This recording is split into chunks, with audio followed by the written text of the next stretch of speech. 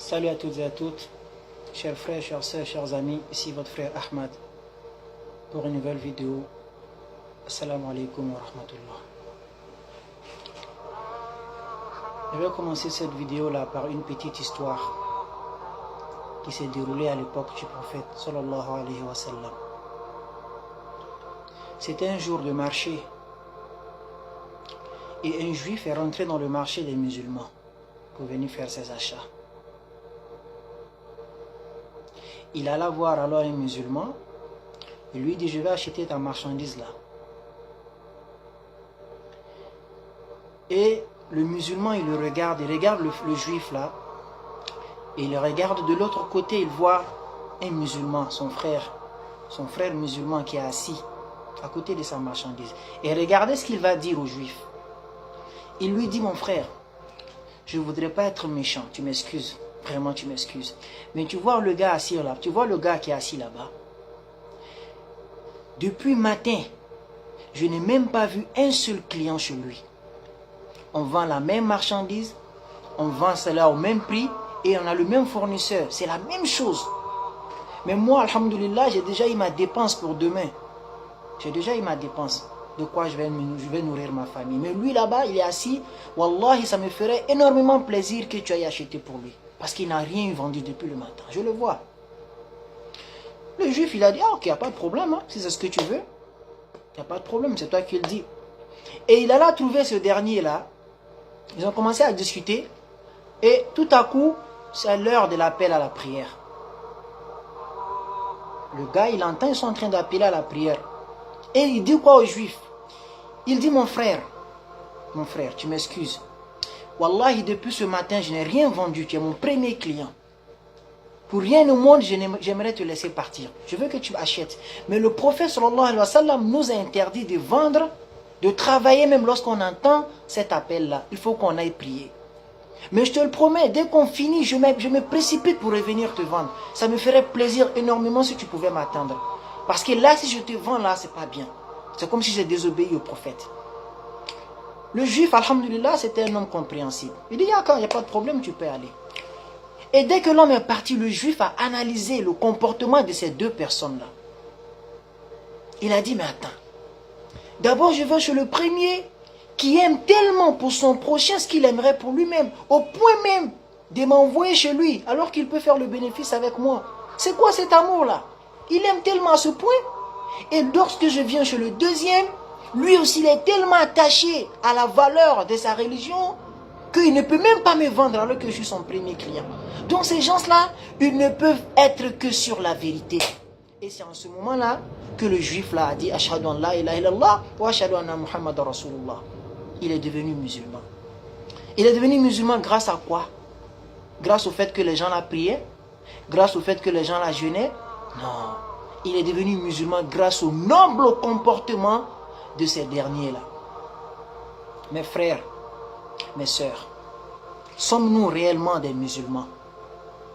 On pourrait se poser la question. Parce que le prophète sallallahu alayhi wa sallam avait prédit quelque chose 1400 ans en arrière. On doit craindre que cela ne s'applique sur nous. Parce que si cela s'applique sur nous, ça veut dire qu'on est foutu. Ça veut dire qu'on prie pour ne rien, on jeûne pour ne rien, on va à la Mecque pour ne rien, on fait tout pour ne rien. Qu'est-ce que le prophète sallallahu alayhi wa sallam avait dit? Il avait dit: viendra une époque pour les musulmans, viendra une époque pour les gens, où il ne restera rien de l'islam si ce n'est le nom. Si ce n'est le nom. Viendra une époque pour les gens où il ne restera rien pour les musulmans si ce n'est les noms. Tu verras les Ahmad, les Ibrahim, les Zainab, les Mahmoud, les Fatima. C'est les noms musulmans. Quand tu entends leur nom, c'est des musulmans, mais ils n'ont rien à voir avec l'islam. À cause de leurs sales caractères. Et il a dit encore que tu verras aussi le Coran, il ne restera rien du Coran si ce n'est l'écriture. Voilà min al-Quran illa rasmu. Tu verras dans le Coran, ce n'est que l'écriture qui restera. Ce verset-là, ce hadith-là, cette parole, on pourrait l'interpréter de deux façons. La première interprétation, c'est que le Coran sera là, mais les gens ne vont même pas le lire. Les gens vont prendre le Coran pour décorer leur maison. Aujourd'hui, il y a combien de musulmans qui mettent le Coran dans leur maison, sur un plafond, ou sur le... déposé quelque part là, rempli de poussière. Ils font 6 mois, 1 mois, 5 semaines, etc. Ils ne lisent jamais le Coran. Ils ont le temps pour tout. Toutes leurs applications, ils vont consulter cela au quotidien. Ils vont s'informer de tout ce qui se passe dans la cité, mais ils n'ont même pas le temps d'ouvrir le Coran, même si c'est 10 minutes par jour. Ils n'ont pas le temps. Donc il ne restera rien du Coran si ce n'est les textes. Ou encore on pourrait interpréter ça en disant que il ne restera rien du Coran si ce n'est les textes. C'est que les gens vont lire le Coran, mais ils ne vont même pas l'appliquer. Aujourd'hui, il y a des concours internationaux quand tu entends le Coran. Mais qui? Combien de... Est-ce que si les musulmans appliquaient le Coran au sens propre du terme, on allait se retrouver avec ce type de comportement-là? Et le prophète sallallahu alayhi wa sallam aussi dit aussi que les mosquées seront pleines à craquer des gens dépourvus de guidance. Ça veut dire que les mosquées seront remplies quand tu vois le vendredi. Les gens se bousculent même pour sortir, mais les gens sont dépourvus de guidance. Roussa ou Mkaroussa ou Seil. C'est une chose, c'est un nombre complètement inutile. Mes frères, sommes-nous réellement des musulmans? Il faudrait qu'on se pose ce genre de questions. Regardez le comportement que nous avons adopté aujourd'hui et comparez cela au comportement des musulmans de l'époque. D'autant plus qu'Allah même nous dit dans le Coran qu'il y a des gens qui disent qu'ils sont musulmans mais ils n'ont rien à voir avec l'islam. Même le Coran le confirme. وَمِنَ النَّاسِ مَنْ يَقُولُ آمَنَّا بِاللَّهِ وَبِالْيَوْمِ الْآخِرِ وَمَا هُمْ بِمُؤْمِنِينَ. Il dit il y a des gens, ils disent nous croyons en Dieu et au jugement dernier, mais وَمَا هُمْ بِمُؤْمِنِينَ. Wallahi, ils n'ont rien à voir avec le croyant. C'est pas moi qui le dis, c'est le Coran. Et quand quelqu'un dit qu'il croit au jour du jugement dernier, c'est parce qu'il est avec les musulmans, il prie, il fait tout. Mais Allah dit وَمَا هُمْ بِمُؤْمِنِينَ. Ce ne sont pas des musulmans. Et puis encore il dit يُخَادِعُونَ اللَّهَ وَالَّذِينَ آمَنُوا. Eux ils croient qu'ils peuvent tromper Dieu et les croyants وَمَا يَخْدَعُونَ إِلَّا أَنفُسَهُمْ وَمَا يَشْعُرُونَ. Mais ils ne font que se tromper eux-mêmes sans le savoir. Mes frères, sommes-nous réellement des musulmans?